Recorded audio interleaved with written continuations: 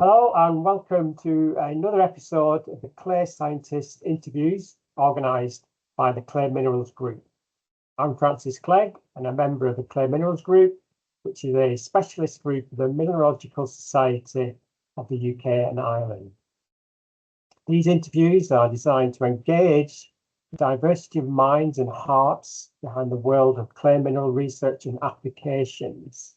So in essence, it's a great way to find out more about all the wonderful clay scientists we have.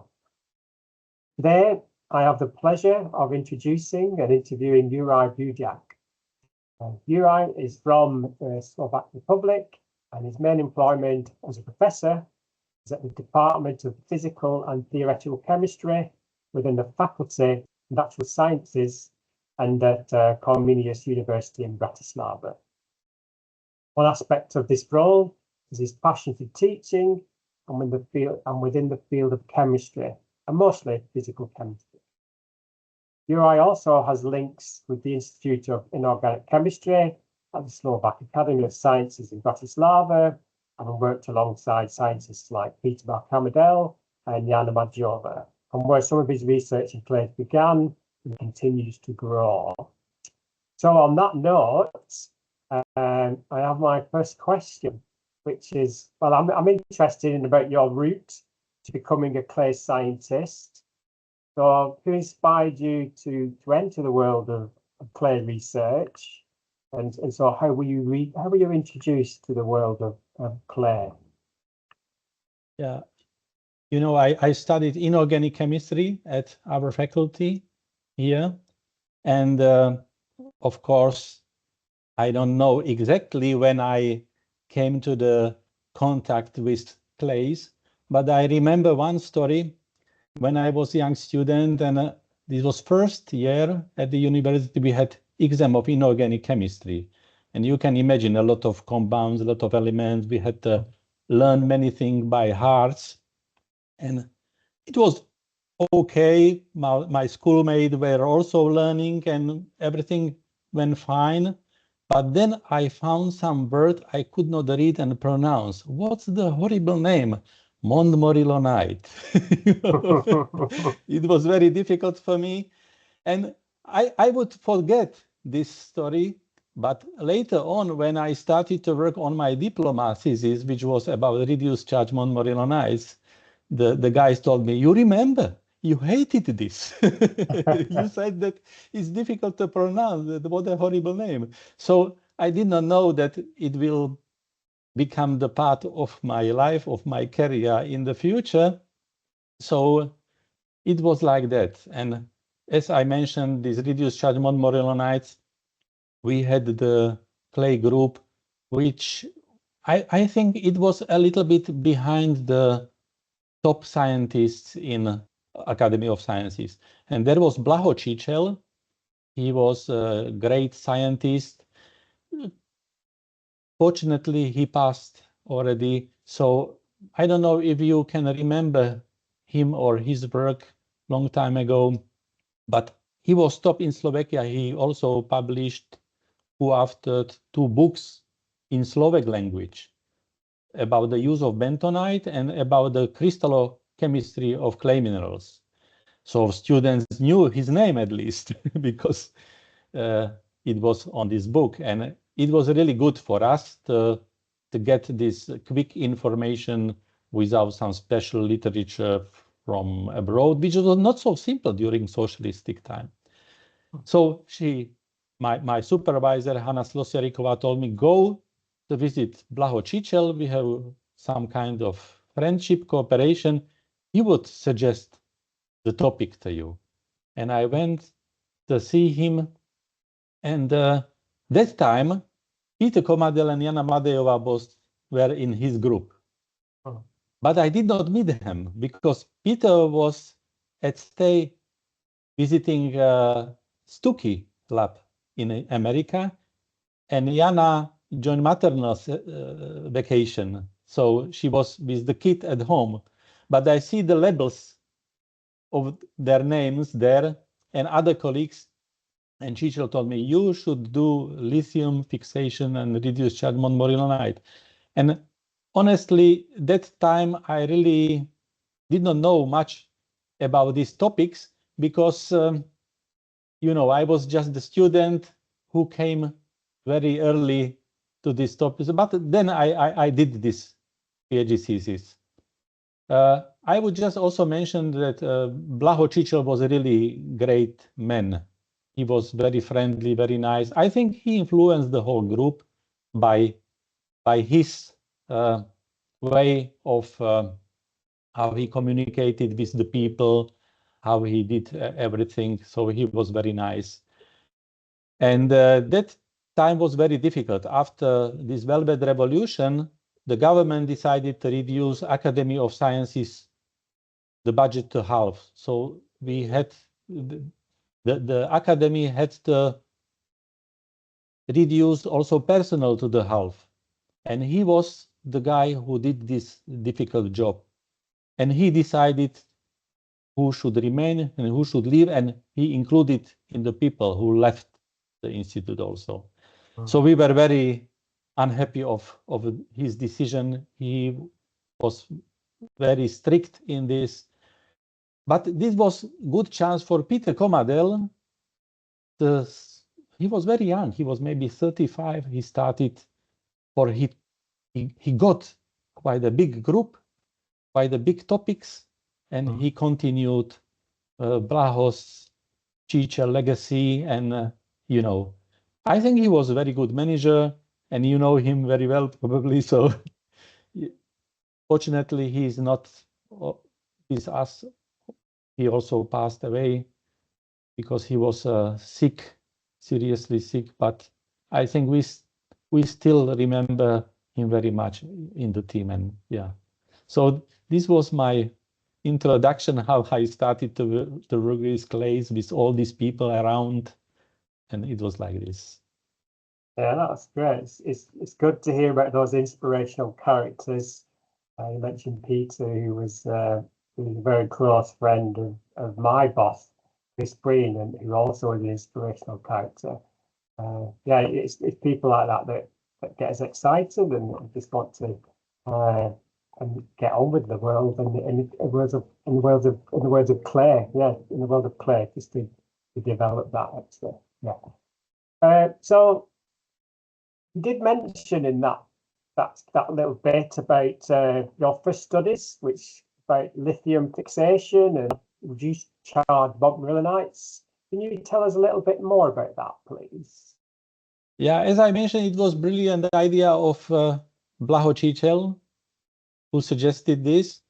And at that time, it was not so much in fashion. It was quite fresh. There were some papers about this topic, but not so many. But the idea was great. That time, the effect of layer charge on the colloidal properties of smectites, it was not so much known, I would say. People considered that, okay, chaetomontmorillonite, which is a kind of high cation exchange capacity, behaves differently than ionic montmorillonite, but that was like this. But this set of samples of reduced charge montmorillonites, it was very powerful. You had the set of samples, they were the same in all these parameters, just different in layer charge. And it helped very much. I think still now it's underestimated quite a lot how it can provide the view or to test such important parameter, because if you have like samples from different deposits, different samples, they are different in many aspects. But if you prepare reduced charge montmorillonite, this is really only the charge which is different in sample and related properties also, which are directly related to the change of the charge. So. Okay, good. So what else has the research on reduced charge montmorillonites been useful for? Yeah, I mostly, during my PhD studies, I just try to get into the topic. So I characterize this lithium fixation, then I prepare some organoclays. But later, I use this series several times, like when visiting Cornell University in USA, I work in composites with polymers. And for example, polyethylene oxide, even the structure was not well understood about such composites with clay minerals. And with reduced charge montmorillonite, and also then with series of smectites, we proved indirectly that polyethylene oxide replaces only free water, which surrounds hydrated cations. And if you regulate charge, you regulate the number of these hydrated cations. And if you have high charge, there is no free water. And these samples really did not absorb polyethylene oxide as much as the samples which are low charge. But too low charge was not also good, because there were some non-swelling interlayers. So there had to be some optimal charge. And it's also the answer why vermiculite or mica do not absorb these organic solvents, because they don't have this weakly bound free water which could be replaced by them, by the molecules.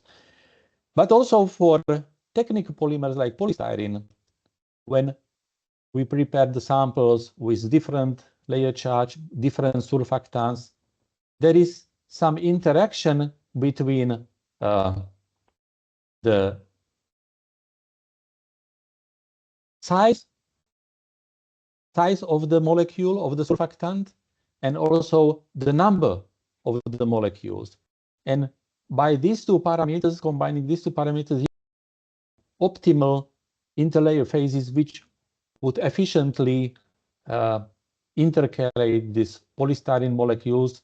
And the expansion during this process is quite important phenomenon. But maybe I go to details too much. And then also with methylene blue, but probably we'll mention later about this issue, that a big topic about dimolecular aggregation I found just with reduced charge montmorillonite. I would have no chance to find a clue. No, I understand what you're saying. Just when you're trying to disperse polymers and clays, you've got to get the balance right, and there's lots of different factors, and the charge is just one of those factors that you need to balance, and to get the optimum dispersion. Yeah, it's a challenge I like as well. Okay, my next question. So what books on clay science inspired and motivated your research? Yeah, this is partially related to some other topic. And maybe before I will mention this book, I should introduce how I got to other topic, even during my PhD studies. There was Professor Straszak from pharmacy faculty, and he started a cooperation with Professor Rode from Innsbruck. And Professor Rode in Innsbruck did peptide bond formation catalyzed by copper complexes. And Professor Straszak would like to try zeolites and maybe also clays. But Professor Straszak was the kind of guy, he had a hobby of rock climbing. And he had accident and died during this accident. And it was exactly at the time when the project was approved. So Professor Rode came to Bratislava and was searching for the other people. He noticed that there are some people doing clays, working on clays. So he visited our department. At that time, I was working on reduced charge montmorillonite and so on. And I was not at the department. He visited us. And the people saw the new topic that he would be interested if we can take the role of Professor Straszak to work on clay catalyzed peptide bond formation. So they decided that some young one should do this job. And they selected me, even though I was not there at that time. And Hanna Slosjarikova, my supervisor, would be like a formal head from the Slovak side. But what happened, it was a really strange time. Hanna Slosjarikova passed also in a few months, maybe in 1 year. And everybody was shocked. She was around 50, I think. She was quite young. So I remained alone. And some people told me that there is some kind of mystery behind this project. Be careful. People involved there died, 2 people already, but we, with Professor Rode from Innsbruck University, we collaborated several years.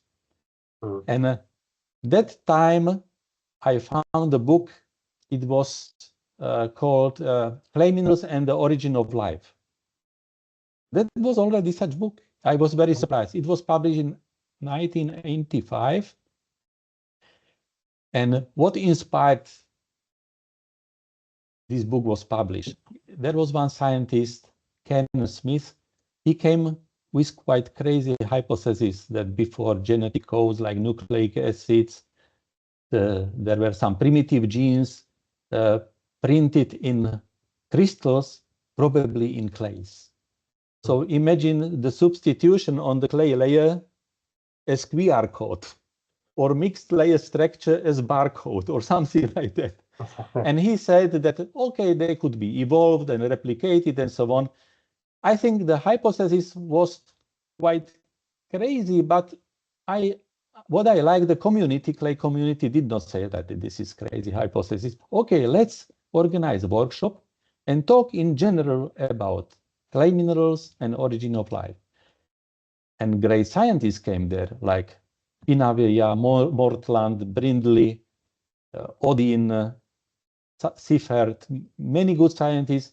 And the book is really perfect. There is also the discussion between Karen Smith and Hartmann, like about his theory.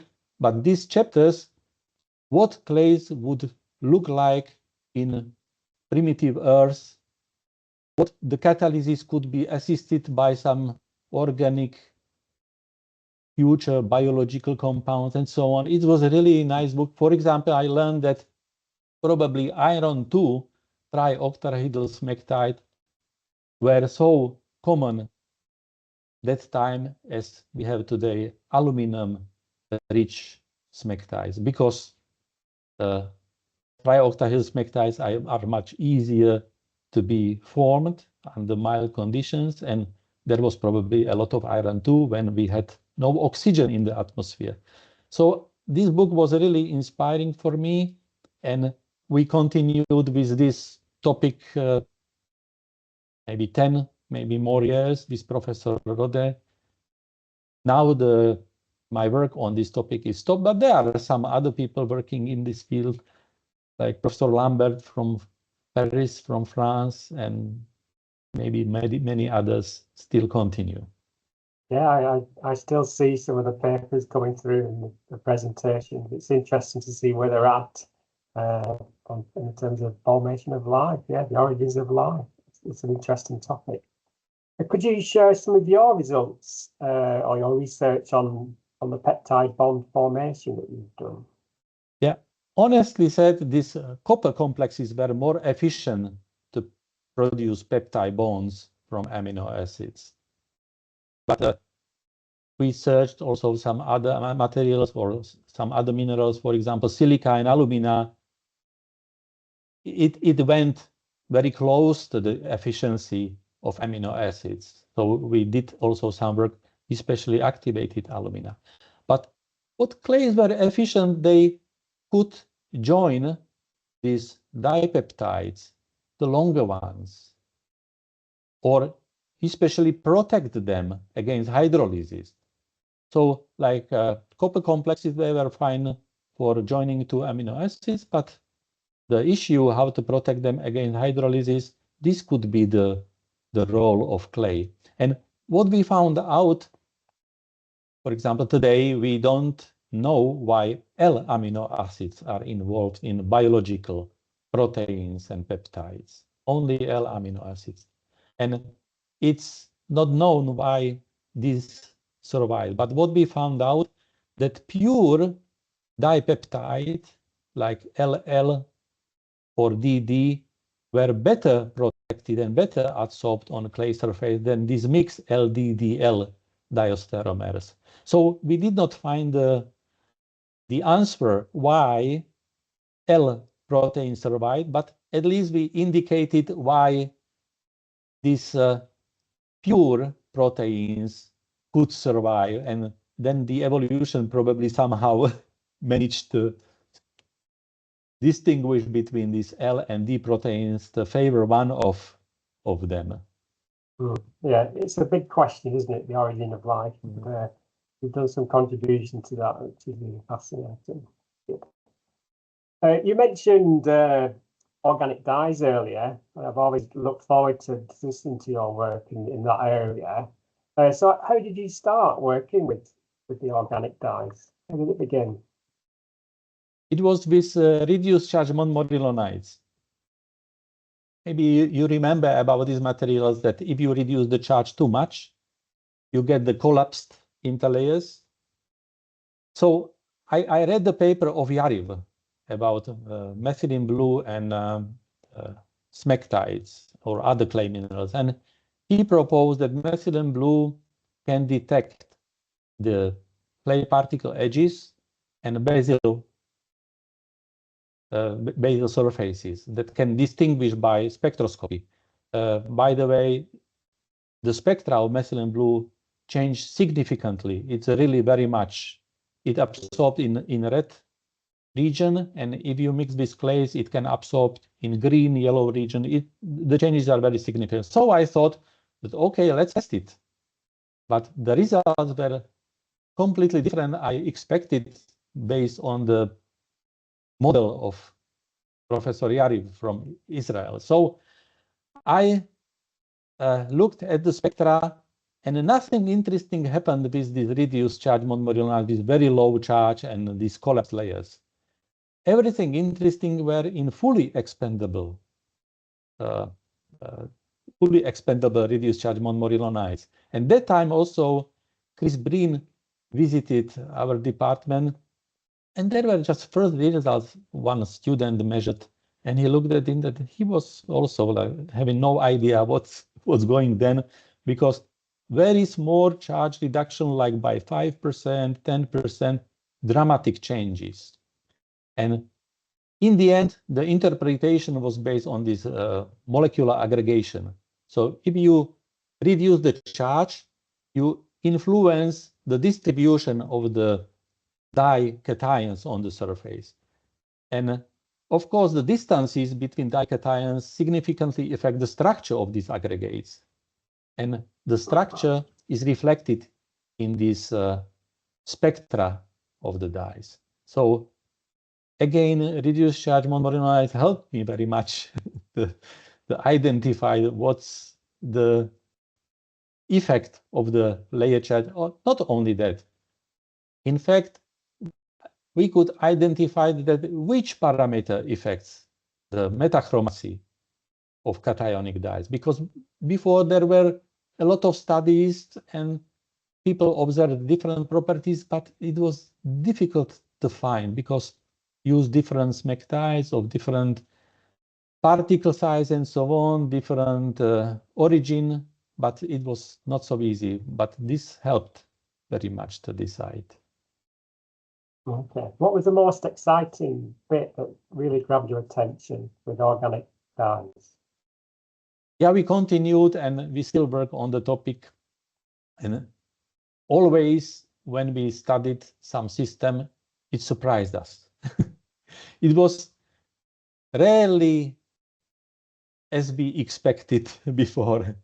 So, for example, some dyes, like forming these molecular aggregates, methylene blue is one of them, rhodamine dyes are also such. They lose their photoactivity, they lose the fluorescence. But there are dyes, you can observe this lighting up effect. So the dye is dull without any fluorescence, without any interesting properties. You adsorb on clay, it shines. And there were also some other properties like structure changes.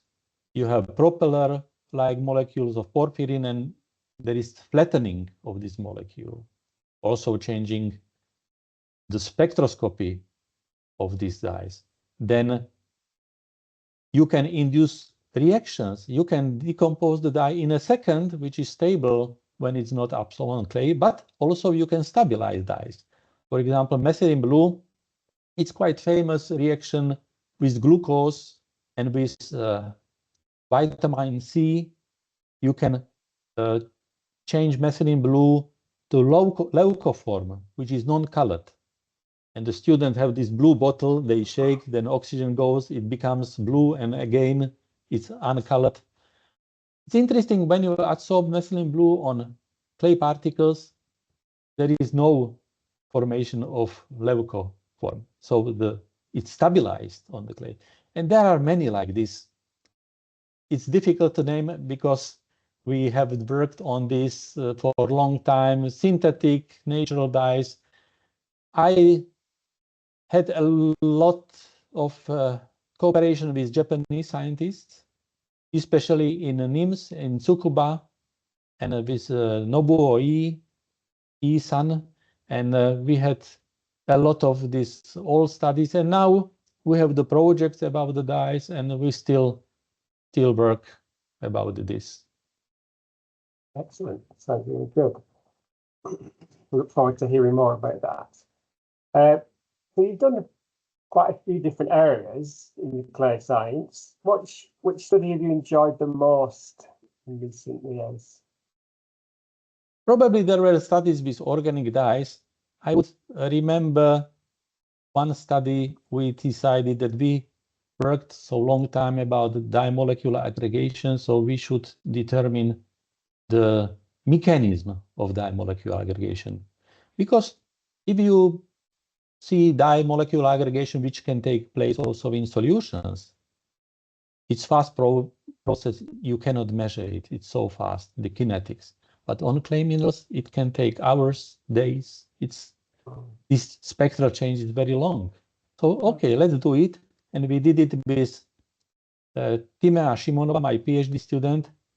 And we really went deep inside. One run was recording maybe hundreds of spectra. One reaction, imagine 100. We needed so much, so many to find these components, spectral components of dye molecular aggregation. There were some H aggregates which were like intermediates, and then a kind of J aggregates which were the results. And to get good profile of the kinetics also, how this component changed with time. And then we determined also this kinetic stuff like the effect of temperature and other parameters. And then we found out it does not follow Arrhenius kinetics. And we were able to identify in a single reaction two components. One was diffusion on the particles, and one a bit faster was diffusion between the particles. It was not so easy. The interpretation of the data was not so easy. If we don't have so many data, high quality data, we would not be able to do this. And now we continue with the studies. We use fluorescence spectroscopy and energy transfer as molecular ruler to measure the distances between two molecules. If you want to know about diffusion, you have to monitor somehow the distances between the molecules. So we continue in this study. This was diploma work, and the student will continue in PhD. So I am quite happy about this. And it's sometimes we really don't know what to expect. It surprises us that what comes out from such studies. That's brilliant. Really clever work. That I like it. Yeah, really good. My next question. So you're currently working on antimicrobial clay polymer composites. That's in collaboration with biologists, and not only biologists, but also a microbiology team that's led by LY. Can you tell us a little bit more about that, please? Yeah, in this topic also dyes are involved. They are called photosensitizers. If you combine photosensitizer with visible light, which is harmless light like blue, green, yellow, red, whatever, they produce some reactive oxygen species which can damage cells, which can damage bacteria, which can react with many organic compounds. And the effect is similar if you use UV light. So the combination of photosensitizer with clay minerals clay particles as a kind of carriers of this photosensitizer, we combine with the polymers. And my wife is the head of the department of microbiology and virology. So we started some project. It was not so easy, not just because she's my wife, but also the distance between biology and chemistry, you know. So for example, I was very clever in the beginning. Let's start the simplest systems. Let's take this composite material. Let's take your bacteria and distill water that no substance would affect the interaction. And they said, no, you cannot use distilled water. Why? Because the cells would explode in distilled water. They would not survive even without your material. So sometimes, you know, we would like to do very focused research based on chemistry, and in biology, it's not so easy. And biologists, they want the practical results. They don't want some fancy science. We want the material which is efficient against our bacteria. And they study biofilms, and it's maybe 1,000 times more difficult to reduce biofilm. If you measure antibiotics, you need much higher levels of antibiotics to reduce biofilm. So we had to find a way. And this year in Dublin, I should have a talk about such materials. So if you join, you are welcome at the lecture. And yeah, I will talk about more. And I am also happy that we have such cooperation, because my wife got some European project, also some recovery funds from Europe. We are running this project, also domestic projects. And biologists have advantage, they have more students than physical chemistry. So they have students to do the job. Although if the students find that it's too much chemistry, maybe, you know, they are more careful, but still. And what I am also happy, we could involve one researcher from Ukraine, Larisa Bugina. She had left the country because of the war, and I'm happy that she found some kind of safety in Slovakia. I could join this project and could work on the topic. Yeah, I think that work just highlights the need for multidisciplinary science, and clay is one of those areas which can spread out into lots of different areas. And we see that at the conferences that we attend. And I'm looking forward to hearing about your work and your presentation at the conference too. Look forward to that. Okay, so let's move away away from clays. When you're not working on clays, what do you like to do outside the clay world? Yeah, the time. Unfortunately, I don't have so much time as many scientists. The same situation. And I'm also associate editor in Applied Clay Science, which also takes a lot of time. But besides the research and academic work, I like working in the garden. We have a house with small garden. So I relax there, working with some fruits, vegetables, and also listening podcasts during the time. This is the only time I have. I have no much time for reading and for doing some active sports, unfortunately. And we have 2 grandchildren, Oliver and Sophia. And you know, time is very difficult, and who knows what's the future. So we use any time to be with them, to enjoy. It's not so easy. It's so difficult as doing science to take care of such kids, but we enjoy them very much. And anytime we have free time, we take them to our house and we go for the trip and so on. So, and besides that, maybe I should mention also music. I like music of Beatles era, including this famous group. I like from 65 to 75. I really enjoy this music very much, and I sometimes relax listening to this music.